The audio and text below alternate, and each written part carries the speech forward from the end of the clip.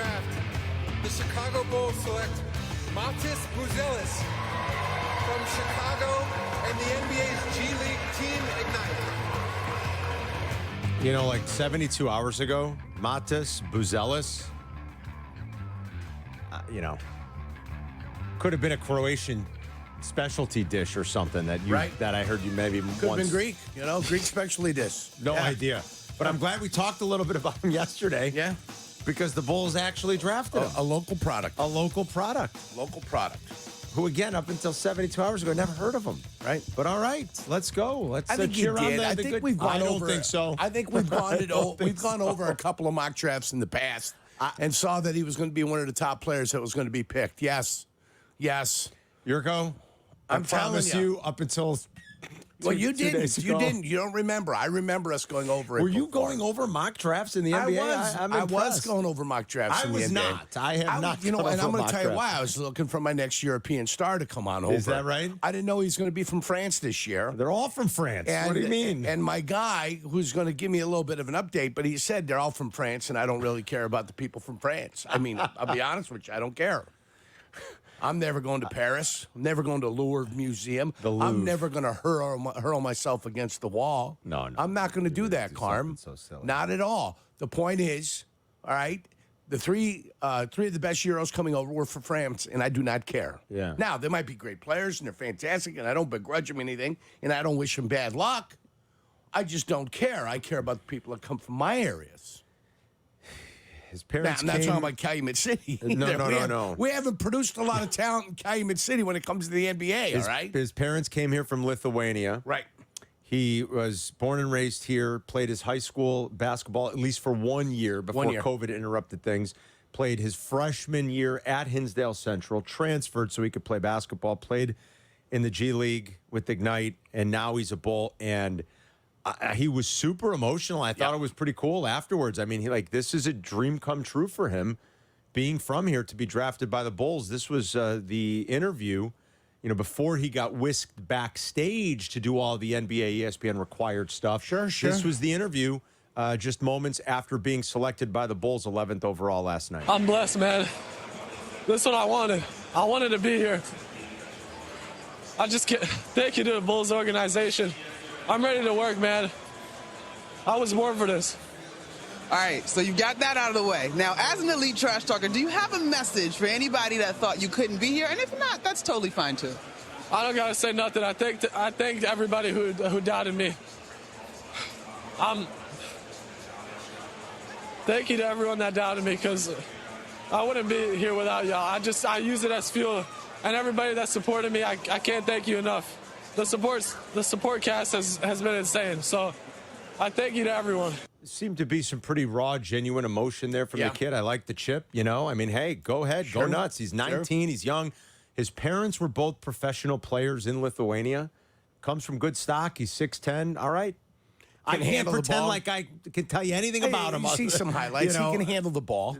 He's versatile. Well, he seems to be Chris was saying yesterday, how many young kids come in sort of ready-made to play defense these days? Not a lot. Yeah. He does seem to have, and look, he's got to get stronger. I mean, you can look at him and know, and he said that much. He's wispy when he met the media afterwards, but he's 19. Like, you get into a professional organization. You don't get and physically mature until you're 25. That's when you're kind of at your peak, 25 to 28. Right, and when you're in a pro organization, you're going to get stronger because they're going to do things like to push you and yes, they'll do things to you, Carmen. Right, yes. no, I'm serious. No, they'll put you in the weight room. They'll put you on the program. They'll put you on the diet. Yes, the diet that's going to help maximize you. Yes, absolutely, 100%. Yes, like he can get stronger, and he sounds determined to do that, and thicker. All of that. That's what you're looking. A little more thickness. He might be an already somewhat ready-made like rim protector, though, just going off of some of the stats from his youth. So, all right, I love that he's from here and that he was genuinely excited and wrapped up in the emotion. I thought that was great. You want to be a Bull? Yeah, I thought it was great. That was fantastic. I liked it. I found myself watching more than I thought I was going to watch. I really didn't. I'm not going to lie. Okay, I did. You're totally into it. I love it. Well, I just saw the ninth pick. The ninth pick when they said Edey. You were happy about that? I was happy about that. Yeah, I got to say, good for Zach Edey, man. Yeah. Like, a year ago, he was a second-round pick. Right. You know, I mean, going into the tournament stuff, going into the tournament, even doing what he did, they were still talking. We were talking about it 2 days ago, Carm, that, where's he going to be at 15th? Does he go in the first? Maybe late in the first. I said he'd be great with Denver. I thought him learning with the kid from Sombor over there, Jokic, I think that would have been fantastic for him. But somebody thought that he's going to be able to make a contribution to them right now. Good for him. Who picked him again? I'm just happy he went 9th. He went 2 picks after your guy Klingon, and it's going to be interesting to see how those two go back and forth with each other in the coming years. Or not, I shouldn't say that, but like we'll judge them against each other. He went to Memphis. Zach Edey got picked by Memphis. John Moran was happy. I didn't see, was he? Yeah. Okay. He released It'd be video. nice if John Moran could just stay on the floor and play. That's part of his maturation process also. Yeah. He sat out those games last year. Well, came back, he got banged up. What did he only give you, 15 games last year? If that, maybe 20. Okay. Yeah, you're right. It's part of the maturity process. Yeah. The hardest thing to do when you're a basketball player is not play basketball. You hope that has a lasting effect upon an individual. Right. And let me tell you, every day he's got to make decisions. Every day those decisions are going to be there for him. What am I going to do? What am I going to do with my leisure time? What am I going to do in the off season? Okay, every day those decisions are going to be there and those temptations are going to be there. And it's up to John Morant to take control of his life and decide what he wants to be and what he doesn't want to be. Because he's special when he's on the floor, right? Right, Yeah. absolutely. He's very special. But, Carm, it's on him. I know. It's on the young man. You're right about It's on that. nobody else. Okay, you can't blame anybody else. The temptations are always going to be out there. They're always there. Yeah. Here was AK last night talking about the selection of Matas Buzelis. Am I saying it right? Buzelis. Yeah, Matas Buzelis. Here's AK talking about it. It's an exciting day. Another Chicago kid. One caveat that he's also, Lithuanian. I did not plan for this today. It just worked out that way. But we're very excited to add him to our young group. Very versatile wing swing that played for Ignite. We watched him all year, and very happy to add him. I take my role of reshaping this team very seriously, and tonight was an important step in that direction. They'll use the term reshape instead of rebuild, I guess. What does it really matter? Either way, you know Doesn't matter exactly too what much. it is. You know exactly what it is. The Bulls want to keep their top 10 pick next year. That's going to be a pick that is going to be coming in a class that is much more highly regarded than this one. They want that pick. I think they'll trade Zach LaVine at some point. DeMar DeRozan. DeMar DeRozan will probably. I don't know what to think there. I don't know. You've got to wait for some dominoes to fall. You do. That's true. Let me ask you guys this. Does this mean Patrick Williams is gone? Does that selection last night, should you clear the way, let this kid play, let him develop? Maybe P. Will's develop was stunted a little by the 3 players that the Bulls had in here these last couple of years. You can't really count Lonzo, unfortunately, but guys that dominated the ball a little bit more, and did that contribute to any sort of stunting of P. Will's growth? And does this mean P. Will be free to go anywhere else? I believe there have been some reports indicating that the Bulls, I think, put the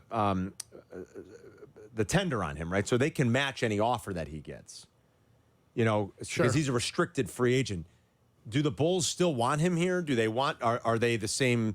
Do they envision them playing the same sort of role? Do they want Patrick Williams in front of him, potentially stunting development at all? What does this mean for Patrick Williams? What do I think it means for Patrick Williams? Yeah. The only thing that keeps Patrick Williams here is a 4th pick. I forget what his contract he signed. Well, his coming out of his rookie deal, he's on this restricted free. This is his restricted free agency summer. Yeah, that's the only thing that might save him a little bit. And if you're going to clear the deck, it would be a chance, a 1-year tryout for him to see exactly what he's all about when he doesn't have the 3 guys holding the ball a little bit longer. Chris, what do you think it means for Patrick Williams? Don't go stand in the corner anymore. I think it means that if the Bulls can re-sign him at their price, he'll be back. If he wants a close to max or a huge contract that he hasn't necessarily produced at this point because he's looking at potential and his expected career, I would imagine they're looking at it as they might let him go. John Hollinger in The Athletic kind of hinted at that. He wrote that Buzelis plays the exact position that Patrick Williams plays.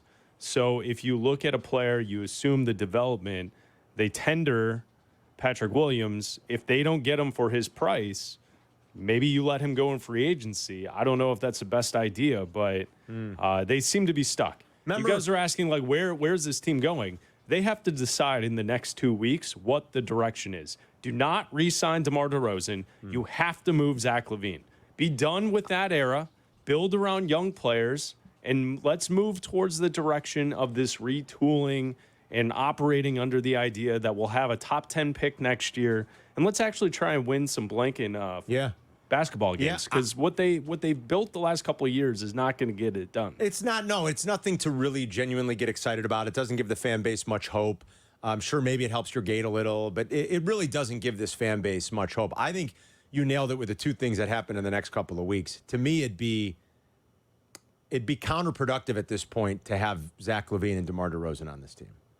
And tip your hat to DeMar. He's been great, and especially the way that first year went and the way it started. But as he gets older, what would be the point now of re-signing DeMar DeRozan? I'm not even sure why he'd want to be here, but I think those are two of the most important things that have to happen in this next couple of weeks. Clear the deck. If P. Will goes, so be it. He was 19 when they drafted him on a lot of upside, right? Didn't they just do that again now with this kid who plays the same position? Who's sort of long and rangy, and maybe he develops, again, at a different or better pace than Patrick Williams just because... But he handles the ball better. He shoots better. Well, he's a three-point shooter who can't make three-point shots. Yeah, so it kind of fits the Bulls' profile of drafting wing players who can't shoot from the outside. In 34 games last season in the G League, he shot 26% from three. That's bad. What did he shoot from the free throw line? I think it was like 69%. Oh, boy, they got to work on that. See, now, yesterday I sat and watched the whole draft, and they said if you shoot 80% plus from the free throw line and you've got a substandard three-point right now, you should figure it out. Because you can shoot that well from the free throw line, you'll be better off with three-pointer. You'll be able to develop a three-pointer. Okay. So when you tell me it's 68%. 24 and 68%, you start scratching your head a little bit. But at 19, he can develop that. You hope. Do you remember what you were doing when you were 19 and how much better you were when you were 24? I was a better three-point shooter when I was 19 than what I am now. I'll tell you that much. When were you a better golfer? That's for damn sure. When were you a better golfer? Probably there now. You go. Yeah. There we go. That's great. But they were correlating that last night with the draft. Yeah? I was checking it out. You really were. Who was the guy? It was Stephen Smith. Stephen A. It was the host. And who was the guy on the left? Well, what I saw was it was Bob Myers. Oh, Bob Myers. Thank you, Bob Myers. I appreciate it. They never put a name underneath. They never put a name underneath. Bob Myers is the former. He's built the Warriors. I got you. I understand. That's great. That's fantastic. Yeah. I'm not familiar with Bob Myers. Okay. Okay? Yeah. That's Golden State, right? It is Golden State. Even if they put a picture of AK up there, I'd be scratching my head a little bit, all right? All I'm saying is that when he's on there, I go, just pop it up there every blue moon. I know who Stephen A. is. I knew who the guy on the right was. But this Bob Myers character, I had no idea. And he was giving out great information. That's awesome. Yeah, I would point fantastic. to, right, like organizationally, they have now gone 4 straight drafts drafting a player who's a wing player, who's lengthy, who can't shoot. That's true. Very true. It's a pattern. And it's a problem we've known since the last generation, the last regime to run this team, that shooting is a problem in a league when all that matters is three-point shooting and defensive wings. That's all that matters. I mean, do you remember what we talked about after the Celtics won last week? We went over the last 10 years, and you see the importance that has been placed on three-point shooting by these teams that succeed and thrive.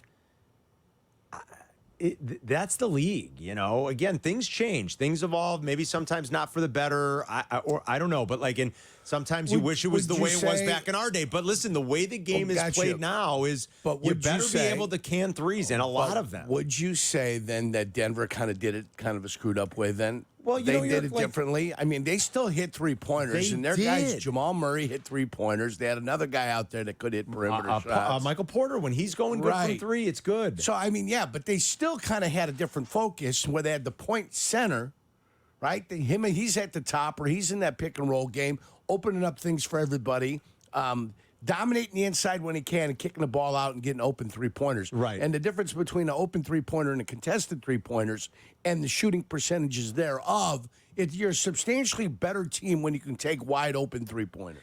Yes. So last year, like to your point, are they a little bit more of an outlier in terms of like how many they attempt? Yes. They were in the bottom third of the league in attempts. And mostly what you see are teams somewhere in the top 7 or 8 in the last decade.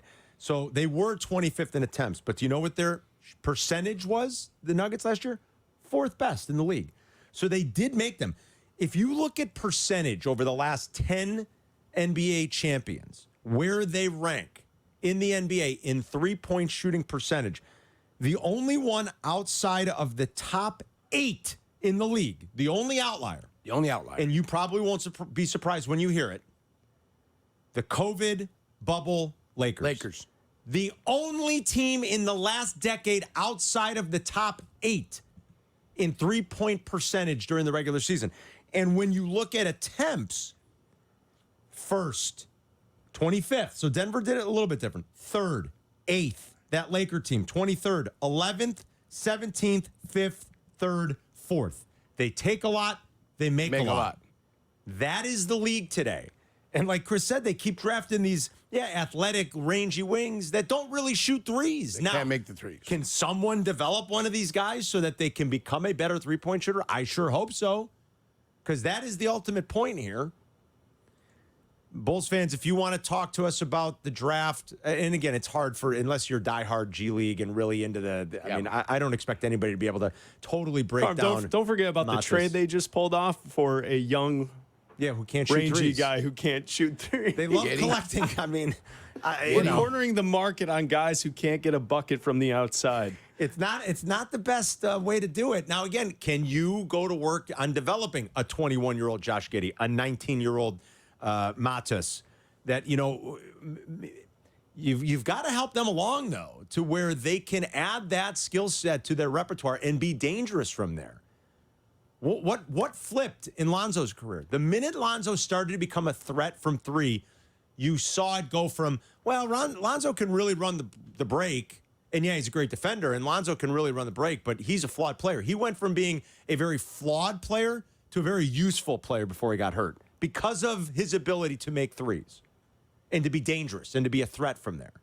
So now you've got to do that, because that is this league, whether you like it or not. If Bulls fans want to chime in, what are like the things that have to happen now, the rest of this offseason, these next couple of weeks? And what do you see, in the short-term future for this team? And will anything give us a glimpse into the long-term future where we can genuinely be excited? I hope so, even if it's a year where they go out and win 25 games. If you see Giddey and Matas at least develop and do some of the things that we're talking about, it might lead to some excitement with a top 10 pick next year. 312-332-3776. It's Carmen and Jurko. We'll be right back.